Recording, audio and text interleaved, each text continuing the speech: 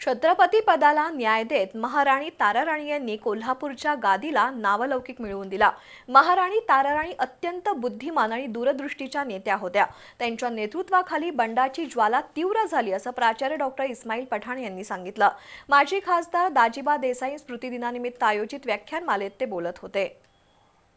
शेकाप शहर कार्यालयाच्या वतीनं माजी खासदार दाजीबा देसाई यांच्या स्मृतिदिनानिमित्त व्याख्यानमाला झाली।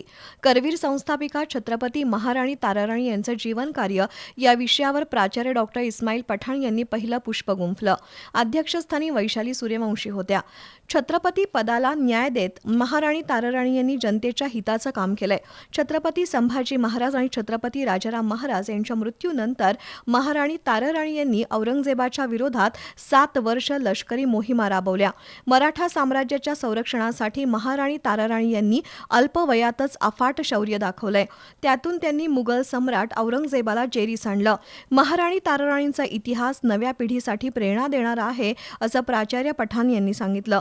या कार्यक्रमाला शेकापचे शहर चिटणीस भाई बाबूराव कदम, प्राचार्य डॉक्टर जी.पी. माळी, प्राचार्य डॉक्टर टी.एस. पाटील, दिलीप कुमार जाधव, राजाराम धनवडे, संभाजी जगदाळे, प्रकाश शिंदे, गीता कदम, प्रिया जाधव, शीतल पोवाळकर, मधुकर हरेल यांच्यासह डाव्या चळवळीतील कार्यकर्ते उपस्थित होते।